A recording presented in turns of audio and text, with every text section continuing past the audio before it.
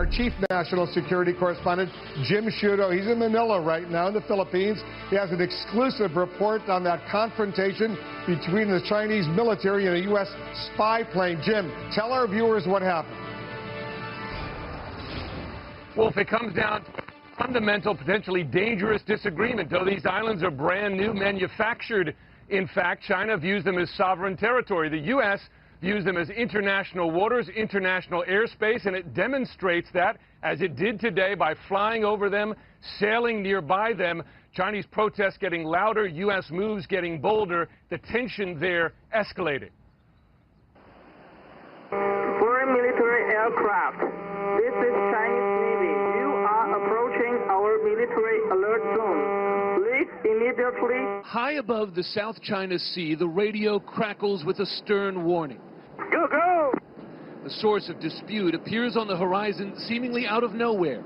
Islands, man-made by China, hundreds of miles from its coastline. So when's the last time you went up?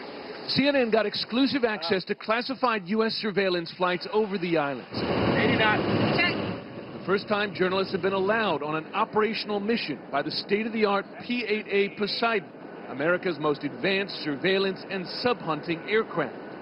So we've just arrived on station now above the 3 islands that are the targets of today's mission. It's these 3 islands that have been the focus of China's building in the South China Sea over recent years. China's alarming creation of entirely new territory in the South China Sea is one part of a broader military push that some fear is to challenge U.S. dominance in the region, sailing its first aircraft carrier, equipping its nuclear missiles with multiple warheads, developing missiles to destroy U.S. aircraft carriers, and now building military bases far from its shores. For the U.S., the islands are a step too far, and this flight is part of a new and bold American military response that may soon include sailing U.S. warships close by as well. In just 2 years, China has expanded these islands by 2,000 acres, the equivalent of 1,500 football fields and counting, an engineering marvel in waters as deep as 300 feet. You're a military man. You look at this, is there any doubt that that is a future military installation? It appears to be a buildup of military infrastructure, and not to mention we were just challenged probably 30 minutes ago, and the challenge came from Chinese Navy, and I'm highly confident it came from ashore on this facility here. What used to be the Fiery Cross Reef now has early warning radar, an airport tower, and a runway long enough to handle every aircraft in the Chinese military. Some are calling it China's unsinkable aircraft carrier. These videos of the islands, taken from the P-8's advanced surveillance cameras, never before declassified. In a sign of just how valuable China views them, the new islands are already well protected. There's obviously a lot of surface traffic down there. Chinese warships and Chinese Coast Guard ships. We heard the proof. The Chinese Navy ordering the P-8 out of the airspace not once, not twice, but 8 times on this mission. This is the Chinese Navy. This is the Chinese Navy. Please go away quickly. And like the surveillance videos, the audio of these warnings never before shared with the public. You heard over the intercom, Chinese Navy, this is the Chinese Navy. And what was interesting is that there were also civilian aircraft. There was a Delta flight on that same frequency that when it heard that challenge, it piped into the frequency to say, what's going on? The Chinese Navy then reassuring them, but as the flight crew tells me, that can be a very nerve-wracking experience for civilian aircraft in the area. And the more China builds, we're told, the more frequently and aggressively it warns away U.S. aircraft. This is a dredger actually pumping sand from under the water on top of an area they're trying to build up land. And we see this every day. So I think they work weekends when they're doing this, because 24/7. It happens. We see it all the time. Looking at these islands, you see the landing strips, you see military barracks, you see roads being built, trucks driving on those roads, and squadrons of dredgers and cargo ships adding to them every day. I have to say, Wolf, as you see them, they look like very permanent installations. It's difficult to see how, even with increased U.S. military traffic in the area, how China backs down. Jim, why the increased concern about all of this right now? Because I know there is intense concern at the highest levels of the United States government. It's two things, Wolf. One, it is pace. Over the span of just 2 years, China has expanded the area of these islands from 5 acres to 2,000 acres, 400 times, and it's rising every day. We saw that today, but it is also this. It is the militarization of them, putting in landing craft that can carry the largest military aircraft in the Chinese arsenal, the early warning radar systems, deep water harbors that can accommodate Chinese Navy ships. It is that militarization that has the U.S. now considering a bolder military response. And when the Chinese military says to the American Poseidon, the crew up there, please go away quickly, what's the reaction from the crew inside that Poseidon surveillance plane?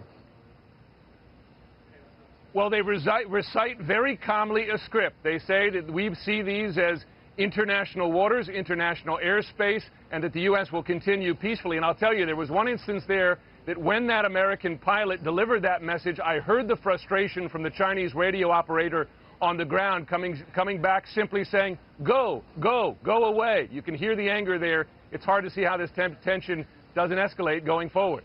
Jim Sciutto with an exclusive report for us. Thanks very much. We're going to get reaction to that. That's coming. A new, blatant, and aggressive threat from Kim Jong-un. His forces will open fire on any South Korean ships moving into what he sees as North Korean waters. Tonight, South Korea, a U.S. ally, is angrily vowing retaliation. Threats like this from Pyongyang have kept America from being able to negotiate over Kim's nuclear weapons program, like it's trying to do with Iran. CNN has learned during the 2 years of America's obsessive attempts to prevent Iran from building even one nuclear bomb, North Korea has been greatly expanding its ability to make the nuclear explosive materials that it needs to make nuclear weapons. Former UN weapons inspector David Albright says in those 2 years, Kim Jong-un's regime has doubled the size of the enrichment plant at Yongbyon, which you can see in these satellite photos. Yongbyon is where experts say North Korea enriches uranium for nuclear bombs. And Albright says that's not all they've done. North Korea's been spending its own money to build up its nuclear weapons program, but it's also been shopping overseas to get the equipment that they need in order to build up their nuclear arsenal. Why hasn't the Obama administration pursued talks with Kim Jong-un's government as fervently as it has with Iran? White House and State Department officials tell CNN they're committed to drawing down Kim's nuclear weapons and are open to dialogue with Kim's government. But North Korea has to show a commitment, which it hasn't done yet. Analysts say there are other reasons. I think we have rapidly approached the point of no return over the past 5 years. This program has gained a lot of momentum over the past few years, and not much has been done to stop it. The result is ominous. Analysts say Kim's regime may well be able to fit nuclear warheads on missiles that can hit South Korea or Japan, and they're thought to be adding to their arsenal. North Korea could have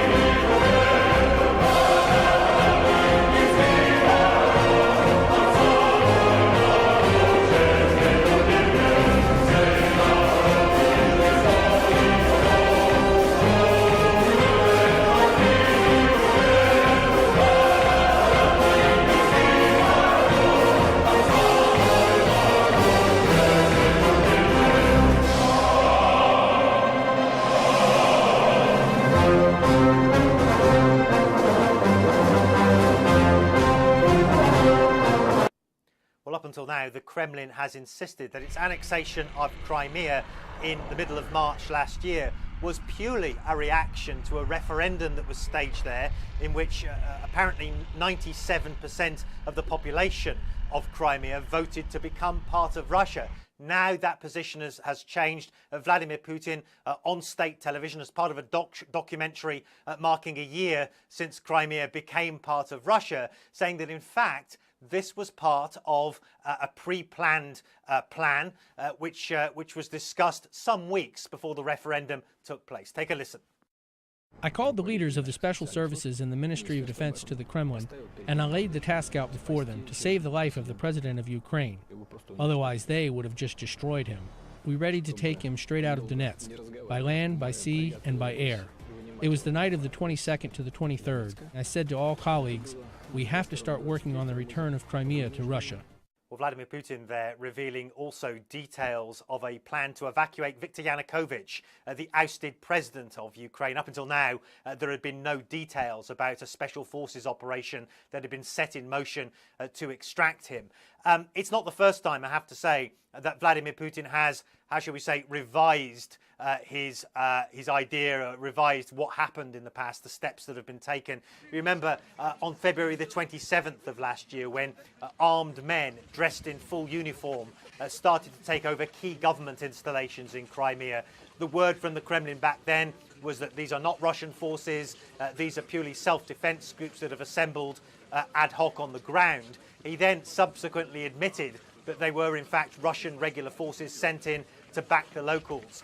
And so, again, it's not the first time that Vladimir Putin has changed his story. And I suppose it raises the question, will he change his story again over other details? For instance, the deployment of Russian forces in Ukraine, in eastern Ukraine, which he categorically denies at the moment. Will that story change